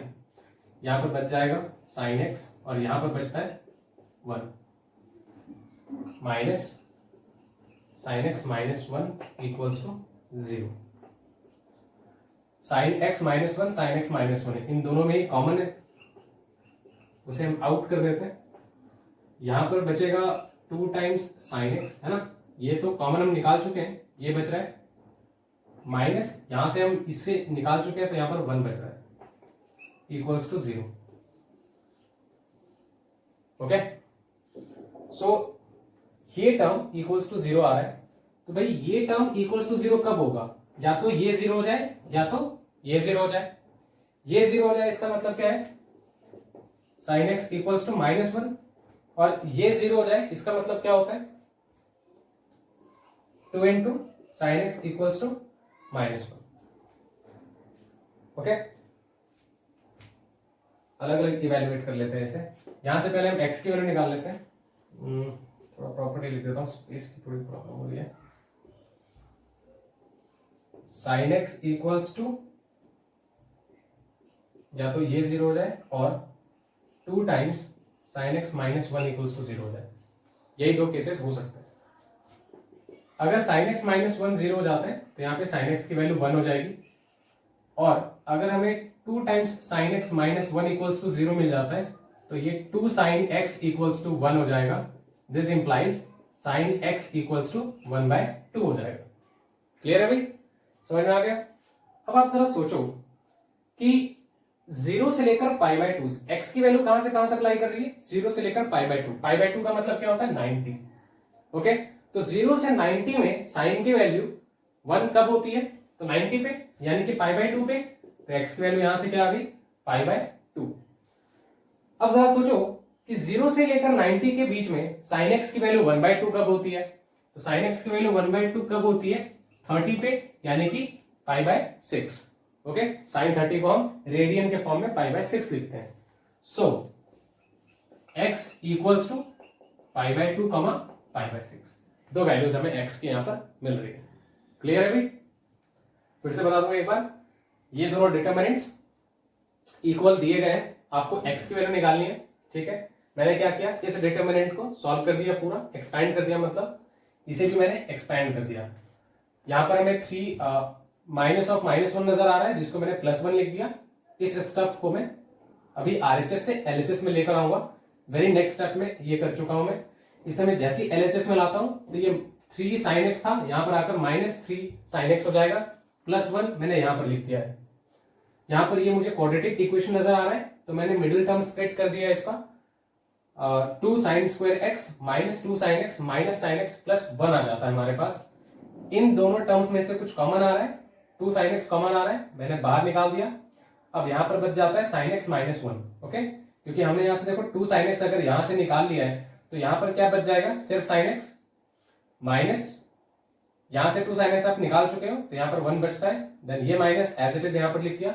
यहां से आपने साइन एक्स, ये मैंने बस ब्रैकेट यहाँ पे पुट कर दिया है। ठीक है, ब्रैकेट के अंदर इसे एनक्लोज कर दिया हमने, ब्रैकेट के अंदर एनक्लोज करोगे तो ये प्लस का साइन जो है माइनस में चेंज हो जाता है एक्चुअली, ये मैंने यहाँ पर किया हुआ। ठीक है, अब मुझे sign x minus one, sign x minus one in दोनों प्लेसेस पे नजर आ रहा है। मैंने क्या किया, साइन एक्स माइनस वन को कॉमन निकाल दिया दोनों में से ही, ये बच जाता है, यहाँ पे लिख दिया हमने, ठीक है। और इस टर्म में वन बच जाता है, वो हमने यहाँ पर लिख दिया, इक्वल्स टू जीरो रख दिया मैंने। हमें पता है इस एक्सप्रेशन की वैल्यू इक्वल्स टू जीरो कब होगी, या तो ये जीरो हो जाए या तो ये जीरो हो जाए। अगर पहला टर्म जीरो हो जाता है तो ये आएगा, सेकंड टर्म अगर जीरो हो जाता है तो ये आएगा। यहां से हमें साइन एक्स की वैल्यू वन मिल रही है, यहां से हमें sine two sine x minus one equals to zero, two sine x equals to one, so sine x equals to two को हमने डिनोमिनेटर में भेज दिया तो वन बाय टू आ गया। यहां से हमें एक्स की वैल्यू क्या मिल रही है, पाई बाय सिक्स, क्योंकि जीरो से लेकर 90 के बीच में साइन की value one by two 30 degree पे होती है, और 30 डिग्री का मतलब पाई बाय सिक्स होता है रेडियन फॉर्म में। और sine x equals to one कब होता है, जीरो से 90 के बीच में, तो इट्सल्फ 90 पे वो वन हो जाता है साइन एक्स की value. So x is equals to pi upon two. Okay, ठीक है, नोट कर लो इसे। उसके बाद हम सारस रूल पढ़ेंगे अभी, जो कि डिटरमिनेंट को एक्सपैंड करने का एक शॉर्टकट तरीका है।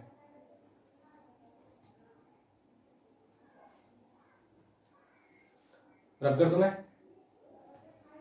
Okay.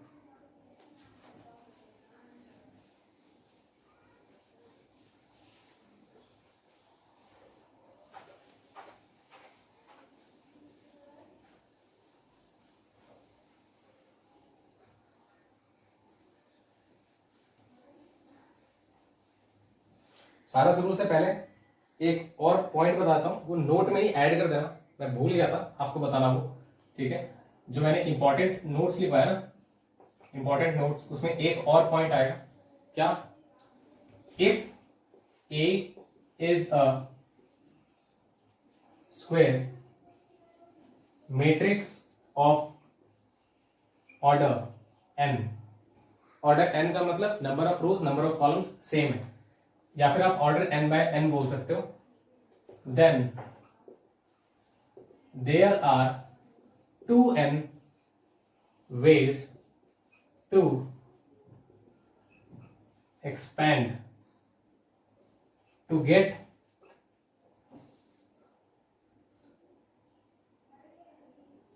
value of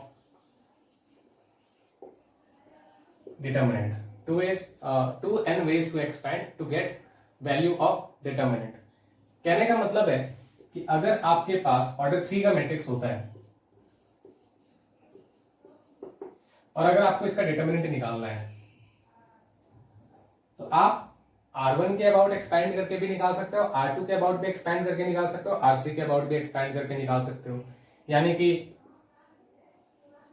along n रोज आप एक्सपैंड कर सकते हो, ठीक है, और n कॉलम्स,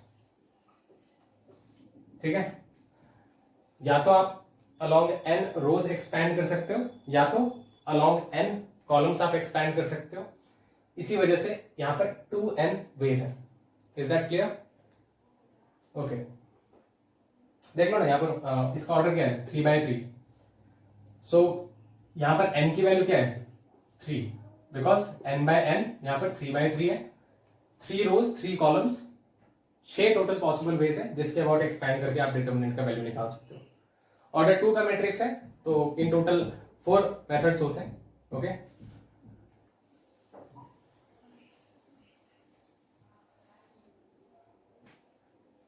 रब कर दो।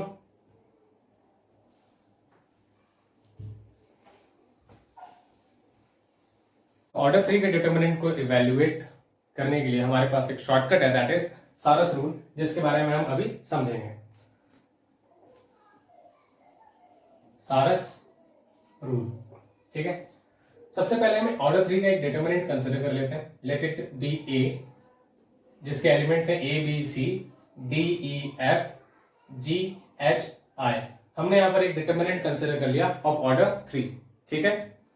अब क्या करना है आपको, यहां पर जो भी एलिमेंट्स है ना उसे एज इट इज आप एक बार लिख दो। यहां पर A B C D E F G H I as it is लिखने के बाद आप ध्यान दो यहां पर फर्स्ट 2 कॉलम्स के ऊपर, अपना ध्यान फर्स्ट 2 कॉलम्स पर लेकर आओ आप। अगर आप यहां पर देखो फर्स्ट कॉलम में क्या है, तो ए डी जी है, सो आप ए डी जी को एज इट इज रिपीट कर दो राइट हैंड साइड में, ओके। उसके बाद सेकेंड कॉलम को भी एज इट इज रिपीट कर दो, बी ई एच, इन दोनों कॉलम्स को आप रिपीट करो, ठीक है। उसके बाद आपको यहां पर एक मल्टीप्लीकेशन प्रोसेस स्टार्ट करना है, ठीक है। आप देख सकते हो यहां पर एक ही लाइन में 3 एलिमेंट्स हैं, दैट इज ए ई आई। आप इन्हें मल्टीप्लाई करो, ए ई आई, मैं यहां पर लिख देता हूं ए ई आई, इन तीनों को आप मल्टीप्लाई करो। देन आप इन तीनों को मल्टीप्लाई करें, B F G plus B F G, then again plus C D H, C D H, आप इन्हें मल्टीप्लाई कर दो। उसके बाद आप अब ऑपोजिट ऑर्डर में चलो, ठीक है। अब हम इस तरीके से चलेंगे, जी ई सी, जी ई सी माइनस करेंगे जी ई सी, ठीक है। इस ऑर्डर में आप जब मल्टीप्लाई कर रहे होते हो तो यहां पर प्लस का साइन रहता है, ठीक है। और जब आप इस ऑर्डर में मल्टीप्लीकेशन स्टार्ट करोगे तो यहां पर माइनस का साइन लगना स्टार्ट हो जाएगा। Then again minus H F A, H F A, then again minus I D B, I D B, और आगे आपका डिटरमिनेंट। फिर से बताऊंगा मैं, सबसे पहले अगर आपको डिटरमिनेंट दिया जाता है आप उसको एज इट इज लिख देंगे फिर से। देन पहले 2 columns, first column second column को आप रिपीट करोगे। रिपीट करने के बाद आपको इस तरह से मल्टीप्लाई करना है, सबसे पहले A into E into I, A into E into I plus B into F into G, B F G को हमने मल्टीप्लाई कर दिया, B F G, then plus C D H, C D H, okay. Then अब minus के साथ start करो आप, जी E सी, इन तीनों का product G E C, then again minus H F A, so minus H F A, then I D B minus I D B. Is that clear? ये आपको डिटरमिनेंट देता है, दिस इज सारस रूल। ध्यान रखना, सबसे पहले मल्टीप्लीकेशन इस ऑर्डर में होता है, 3 तो ऐसे मल्टीप्लीकेशन होंगे, उसके बाद आपको मल्टीप्लीकेशन इस ऑर्डर में करना होता है। जब आप इस ऑर्डर में मल्टीप्लाई कर रहे होते हो तो सभी एलिमेंट्स में माइनस का साइन लगेगा, और जब आप इस ऑर्डर में कर रहे होते हो तो प्लस के साइन के साथ मल्टीप्लीकेशन होगा। Is that clear? Note it down please.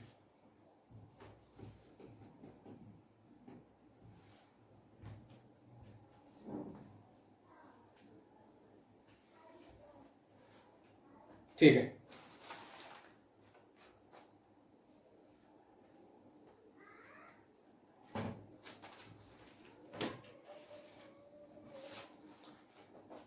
एक क्वेश्चन स्टार्ट करते हैं अब।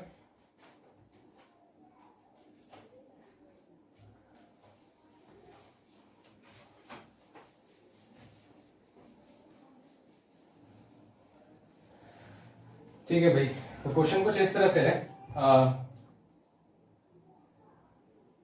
Expand the determinant, expand the determinant, और वो डिटर्मिनेंट है 0, sine alpha minus cos alpha minus sine alpha, 0 sine beta cos alpha minus sine beta 0। Okay, ठीक है। So ये क्वेश्चन है, ट्राई करना चाहोगे? एक बार एक्सपैंड करो इसे, खुद से ट्राई करें एक बार। ओके, होपफुली आप लोगों ने ट्राई कर लिया होगा। मैं करता हूं आप इसे। देखो, इसको दोनों मेथड से कर सकते हैं, या तो आप जनरल एक्सपेंशन यूज करो, या तो आप सारस रूल यूज करो। बोर्ड्स में सारस रूल का यूज नहीं कर सकते, एंट्रेंस में आप यूज कर सकते हो सारस रूल का, लेकिन बोर्ड्स में अगर आपने सारस रूल का इस्तेमाल किया then you will not get any marks for that. ठीक है, क्योंकि बोर्ड पॉइंट ऑफ व्यू से सारा रूल सिलेबस में नहीं है। ठीक है, अब एक बार जनरल तरीके से इसे एक्सपैंड करते हैं। एक्सपैंडिंग अलोंग अब सवाल ये उठता है इसे R1 के अबाउट एक्सपैंड करें, R2 के अबाउट एक्सपैंड करें, C1 के अबाउट एक्सपैंड करें, C2 के अबाउट एक्सपैंड करें, C3 या फिर R3 के अबाउट एक्सपैंड करें, किसके अबाउट एक्सपैंड करें। मैंने आपको बताया था कि जिस रो या फिर जिस कॉलम में सबसे ज्यादा जीरोस होंगे आपको उसी के अबाउट डिटर्मिनेंट को एक्सपैंड करना होता है, ज्यादा आसान हो जाता है problem. Okay, but the problem is कि यहां पर हर रो और हर कॉलम में एक ही जीरो है। पहले रो में एक जीरो, दूसरे रो में एक जीरो, तीसरे रो में एक जीरो, पहले कॉलम में एक जीरो, दूसरे कॉलम में एक जीरो और थर्ड कॉलम में भी एक ही जीरो है, सभी में 1 जीरो। इसका मतलब आप किसी के अबाउट भी एक्सपैंड कर सकते हो, कोई प्रॉब्लम नहीं है। अब आप बोलोगे सर प्रिंसिपल डायगोनल के अबाउट एक्सपैंड कर लें, क्योंकि यहां पर तो 3 जीरो है। For kind information, principal diagonal के अबाउट एक्सपेंशन नहीं होता है डिटर्मिनेंट का। डिटर्मिनेंट का एक्सपेंशन या तो रो वाइज होगा या तो कॉलम वाइज होगा। ठीक है, एक्सपैंडिंग अलोंग R1 कर लेते हैं। पहला एलिमेंट तो जीरो है, कोई प्रॉब्लम ही नहीं है। ठीक है, इसको इग्नोर करो आप, ये किसी के साथ भी मल्टीप्लाई होगा तो जीरो मिलेगा हमें आंसर में। सेकंड एलिमेंट को देखो, यहां पर साइन अल्फा है, लेकिन इसे लिखने से पहले हमें क्या पता है, ये नॉन डायगोनल एलिमेंट है, तो सबसे पहले तो माइनस का साइन लगेगा, फिर हम इस एलिमेंट को एज इट इज यहां पर रख देंगे, that is sine alpha. Okay, उसके बाद डिटर्मिनेंट सॉल्व करना है हमें। फर्स्ट रो सेकंड कॉलम को आप भूल जाओ, क्या आ जाता है आपके पास, minus sine alpha sine beta cos alpha zero, minus sine alpha sine beta cos alpha zero. Then ये एलिमेंट देखो, ये जो एलिमेंट है वो जो है वो डायगोनल में आता है, सेकेंडरी डायगोनल में आता है, प्रिंसिपल डायगोनल में तो नहीं है लेकिन सेकेंडरी डायगोनल में आता है। और मैंने आपको बताया था sign convention, plus minus plus minus plus minus plus minus plus. जो डायगोनल एलिमेंट्स होते हैं इनके पास तो प्लस का साइन होता है, और जो नॉन डायगोनल एलिमेंट्स होते हैं उनके पास माइनस का साइन होता है। तो since cos alpha minus cos alpha diagonal element है, सो ये प्लस के साथ ही ओपन होगा। प्लस लिख दिया हमने सबसे पहले, फिर इसको एज इट इज आप यहां पर कॉपी करके रख दो। हमने इसको कॉपी कर यहां पर रख दिया। उसके बाद first row and third column को हम भूल जाएंगे। जैसे हम फर्स्ट रो और थर्ड कॉलम को डिलीट करते हैं तो हमारे पास एक और छोटा सा डिटर्मिनेंट आ जाता है, that is minus sine alpha zero cos alpha minus sine beta. Expand करते हैं इसे, माइनस साइन अल्फा, देखो माइनस साइन अल्फा अगर जीरो के साथ मल्टीप्लाई हो तो जीरो आएगा। Okay, zero minus cos alpha into sine beta, cos alpha into sine beta, minus plus minus minus cos alpha, minus sine alpha minus sine beta अगर आपस में multiply हो जाता है सो यहां पर आ जाएगा sine alpha sine beta, then minus cos alpha into zero zero. So क्या मिल रहा है हमें, minus sine alpha minus cos alpha sine beta minus cos alpha sine alpha sine beta. देखो ब्रैकेट का जो यूज होता है ना वो बहुत ज्यादा इंपॉर्टेंट होता है। कई बच्चे क्या करते हैं कि यहां पर ये ब्रैकेट को नहीं लगाते, इस ब्रैकेट को नहीं लगाते, बोला अब सॉल्व तो हो गया, इसको डायरेक्टली ऐसे लिख देते हैं, उनका आंसर गलत आएगा। क्यों गलत आएगा, क्योंकि अगर आप ध्यान से देखो तो अभी ये मल्टीप्लाई के फॉर्म में था, बट अब ये फॉर्म चेंज हो चुका है, ये एडिशन सब्सट्रैक्शन के फॉर्म में आ गया। सो ध्यान रखना है कि आपको इस ब्रैकेट को यहां से रिमूव नहीं करना है, आपको सिंपली मल्टीप्लाई करना है। ठीक है, मल्टीप्लाई करते हैं, क्या आ जाएगा यहां पर, sign alpha cos alpha sine beta minus cos alpha sine alpha sine beta. अगर आप ध्यान से देखो तो यहां पर भी साइन बीटा है, यहां पर भी साइन बीटा है, यहां साइन अल्फा है, यहां पर भी साइन अल्फा है, यहां कॉस अल्फा है, यहां पर भी कॉस अल्फा है, तो ये दोनों ही टर्म्स एक्चुअली सेम है। सो डिटर्मिनेंट की वैल्यू क्या आ रही है, जीरो। ठीक है, नोट कर लो इसे, ये बोर्ड पॉइंट ऑफ व्यू से इंपॉर्टेंट है। अब अगर मैं इसे सारस रूल से एक्सपैंड करना चाहता हूं तो क्या हमें सेम आंसर मिलेगा, 0 मिलेगा? चेक करके देखते हैं एक बार, रब कर देता हूं मैं इसे।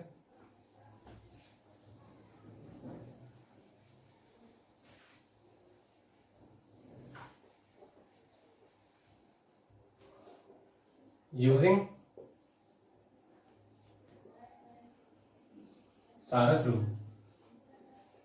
ओके, तो सारस रूल हम यूज करते हैं, क्या हो जाएगा यहाँ पे 0 sine alpha minus cos alpha minus sine alpha 0 sine beta cos alpha minus sine beta 0। First two columns को एज इट इज रिपीट कर देते हैं सबसे पहले हम। So 0 minus sine alpha cos alpha, then sine alpha 0 minus sine beta. Repeat करने के बाद अब मल्टीप्लीकेशन स्टार्ट करते हैं। 0 into 0 into 0 0 plus sine alpha sine beta cos alpha, sine alpha into sine beta into cos alpha, plus cos alpha minus का minus sine alpha, ये दोनों multiply हो जाते हैं तो ये बन जाएगा cos alpha sine alpha. Okay, then ये फिर इससे जब मल्टीप्लाई होगा तो ये माइनस यहां पर आ जाएगा और साइन बीटा भी यहां पर आ जाएगा। ओके, सो फाइनली हमने मल्टीप्लाई कर दिया। अब ऐड करने की बारी आ चुकी है, सॉरी सब्ट्रैक्ट करने की बारी आ चुकी है। अब हम इस तरीके से मल्टीप्लीकेशन स्टार्ट करेंगे। So minus, okay this is 0 minus cos alpha 0 and minus cos alpha. Cos alpha cos, सबसे पहली बात तो यहाँ पर 0 है, यानी कि कुछ भी मल्टीप्लाई कर लो ये पूरा का पूरा स्टफ गायब हो जाएगा। ठीक है, इसे कंसिडर करना ही है। ओके, फिर अगर हम यहां पर भी मल्टीप्लीकेशन करते हैं तो ये दोनों तो मल्टीप्लाई हो जाएंगे, बट ये प्रोडक्ट जब 0 के साथ मल्टीप्लाई होगा तो अगेन ये टर्म भी 0 हो जाएगा। और अगर हम यहां पर भी मल्टीप्लीकेशन करते हैं तो ये 0 किसी के साथ भी मल्टीप्लाई हो ये टर्म भी 0 हो जाएगा, तो आगे कुछ आएगा ही नहीं। और हमें नजर आ रहा है कि ये दोनों स्टफ सेम है। कैसे? कॉस अल्फा दोनों में ही है, उसके बाद साइन अल्फा दोनों में ही है, और साइन बीटा दोनों में प्रेजेंट है। दैट्स व्हाई ये दोनों टर्म्स कैंसिल हो जाएंगे और फाइनली हमें रिजल्ट 0 मिलेगा। ओके, सारस रूल से भी हमें सेम आंसर मिल रहा है। रब करता हूं, अब मैं एक और क्वेश्चन करेंगे।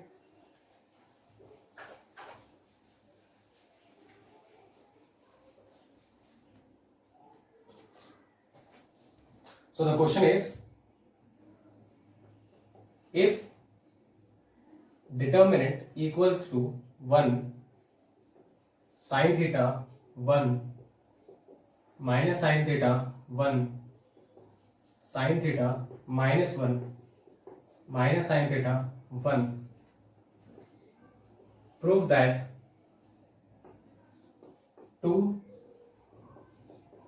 okay, सो हमें क्या प्रूफ करना है? अगर डिटर्मिनेंट की वैल्यू ये है तो जो हमारा डिटर्मिनेंट है वो 2 और 4 के बीच में लाई कर रहा है। ठीक है, सॉल्व करते हैं इसे। सबसे पहले जो डिटर्मिनेंट दिया गया है उसको एज इट इज लिख लो आप। 1 sin theta -1 minus sine theta 1। ठीक है, एक्सपेंडिंग अलॉन्ग R1, हम इसे R1 के अबाउट एक्सपैंड करते हैं। ठीक है, आप सारस रूल का भी यूज कर सकते हो, लेकिन only when this question comes in entrance. वैसे तो आएगा नहीं इतना आसान क्वेश्चन एंट्रेंस में कभी, लेकिन फिर भी एक्सपेंडिंग अलॉन्ग R1। सो R1 का सबसे पहला एलिमेंट 1 है। ठीक है, सिंस 1 जो है वो प्रिंसिपल डायगोनल के ऊपर लाई करता है, सो 1 हम डायरेक्टली यूज कर सकते हैं, कोई प्रॉब्लम नहीं है, माइनस साइन आगे लगाने की जरूरत नहीं होती है। ठीक है, लेकिन अगर हम फर्स्ट रो और फर्स्ट कॉलम को भूल जाते हैं तो हमारे पास एक छोटा सा डिटर्मिनेंट आता है। ठीक है, अब मैं उस डिटर्मिनेंट को लिखूंगा नहीं, डायरेक्ट सॉल्व करूंगा। ओके, डायरेक्ट इवेल्युएट करूंगा, मतलब अब क्या हो जाएगा 1 into 1 minus sine theta into sine theta is minus sign square theta. Okay, मैंने उस डिटर्मिनेंट को लिखा नहीं है, ऑलरेडी मैं इसको सॉल्व कर चुका हूं। ठीक है, सेकंड वाले एलिमेंट पे आते हैं। साइन थीटा है, हमें पता है कि ये नॉन डायगोनल एलिमेंट है, इसी वजह से पहले हम माइनस का साइन लगाएंगे, उसके बाद इस एलिमेंट को एज इट इज यहां पर हम रख देंगे, दैट इज साइन थीटा। ठीक है, उसके बाद अगेन डिटरमिनेंट ऐसे लगा सकते हैं, लेकिन मैं लगाऊंगा नहीं अब हम जल्दी करेंगे इसे। ठीक है, so first row second column को हम भूल जाते हैं, यहां पर आएगा minus sine theta into 1, minus sine theta into 1 minus sine theta, then minus 1 into sine theta, it's minus sine theta.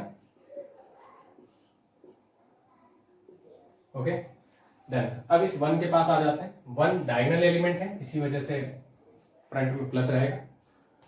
अब फर्स्ट रो थर्ड कॉलम को हम भूल जाते हैं, minus sine theta into minus sine theta, sign square theta, minus 1 into minus 1, sorry minus 1 into 1 minus 1। अब हम इसे evaluate करेंगे, 1 माइनस और माइनस प्लस हो जाएगा, sign square theta minus sine theta minus sine theta plus sine theta plus sine square theta plus 1। Okay, क्या रहे इसके बाद देखते हैं। सो 1 प्लस साइन स्क्वायर थीटा, ये दोनों कैंसिल हो जाएंगे, 0 हो गया, 0 इंटू साइन थीटा 0, बस ये बच जाता है sine square theta plus 1। Add करेंगे sine square theta plus sine square theta, 2 sine square theta, 1 plus 1 2 हो जाएगा, 2 कॉमन आ रहा है, निकाल दिया हमने, साइन स्क्वायर थीटा प्लस 1 आ रहा है। ओके, अब हमें मिल चुका है डिटरमिनेंट का value, this is actually determinant, this is actually determinant, ये डिटरमिनेंट है। अब हमें ये प्रूफ करना है कि जो इसकी वैल्यू है ना वो 2 और 4 के बीच में लाई करती है। ठीक है, अभी हम कैसे प्रूफ करेंगे समझते हैं। हमें क्या पता है कि साइन थीटा की जो वैल्यू है वो -1 से लेकर 1 के बीच का होता है। आप थीटा की वैल्यू कुछ भी रख लो, कुछ भी रख लो, इसकी जो वैल्यू होती है -1 से 1 के बीच में होती है। क्यों? साइन थीटा का ग्राफ भी आप देख सकते हो, साइन थीटा का ग्राफिकल बिहेवियर कुछ इस तरह का होता है, यहां पर 0 होता है, यहां पर π/2 होता है और यहां पर -π/2 होता है। अगर आप ध्यान से देखो तो साइन का जो ग्राफ है इसमें जो y की जो वैल्यू होती है, y की वैल्यू क्या है, तो ये पिक हाईएस्ट वैल्यू है y का ये, और ये लोएस्ट वैल्यू है, ये लोअर पिक हमें लोएस्ट वैल्यू देता है और ये हमें हाईएस्ट वैल्यू देता है। हाईएस्ट और लोएस्ट वैल्यू जो होता है इसका या तो 1 या तो -1 होता है। ये पिक का जो हाइट है ना, इस पिक का जो हाइट है या तो वो 1 है या तो आप नीचे की तरफ ले लो वो -1 हो जाता है। आ गई बात समझ में? यानी कि y की वैल्यू 1 या फिर -1, ठीक है, 1 या फिर -1 इनके बीच में ही रेगुलेट करता है। ओके, y की वैल्यू कम से कम -1 हो सकती है, ज्यादा ज्यादा 1 हो सकती है, यानी कि साइन थीटा की जो वैल्यू है वो -1 से 1 के बीच में लाई करता है। ओके, साइन थीटा की वैल्यू -1 से 1 के बीच में लाई करता है, तो साइन स्क्वायर थीटा की वैल्यू कहां से कहां तक लाई करेगी? ठीक है, तो स्क्वेयरिंग बोथ साइड, अगर हम स्क्वेयरिंग कर दें तो क्या हो जाएगा, साइन स्क्वायर थीटा की वैल्यू जो है ना वो 0 से 1 पे आ जाएगी। क्यों भाई? तो अभी तक तो साइन थीटा -1 से 1 के बीच में लाई कर रहा था, जैसे हमने स्क्वेयरिंग कर दिया तो क्या हो गया, जैसे हम स्क्वेयरिंग करेंगे तो हमारा ये नेगेटिव नंबर्स है ना, जो भी नेगेटिव नंबर्स आने वाला था ये अब पॉजिटिव हो जाता है, पॉजिटिव हो जाता है। ठीक है, पहले क्या था, -1 से 1 के बीच में जितने भी वैल्यूज हो सकते थे वो सारे पॉसिबल थे, बट अब क्या कर दिया हमने, जैसे हमने स्क्वेयरिंग कर दिया तो अब ये नेगेटिव आउटपुट्स नहीं आएगा। साइन स्क्वायर थीटा जो है ना, साइन स्क्वायर थीटा, इसकी वैल्यू कभी नेगेटिव नहीं हो सकती, किसी भी नंबर का स्क्वायर कभी नेगेटिव नहीं हो सकता। तो अब कहां से कहां तक होगा, ये 0 से 1 तक होगा। लेकिन हमें क्या चाहिए, साइन स्क्वायर थीटा +1 चाहिए, तो हमने ऐड कर दिया 1, हमने यहां पर 1 ऐड कर दिया, तो 1 + 1 2 हो गया, तीनों ही प्लेसेस पे हमने 1 ऐड किया हुआ है। ठीक है, फिर हमें क्या नजर आ रहा है कि इतना ही नहीं, डिटरमिनेंट की वैल्यू क्या है, तो इस वैल्यू में आपको 2 मल्टीप्लाई करना पड़ेगा, तो अब हम 2 मल्टीप्लाई कर देते हैं, तीनों ही प्लेसेस पे 2 मल्टीप्लाई कर दो आप,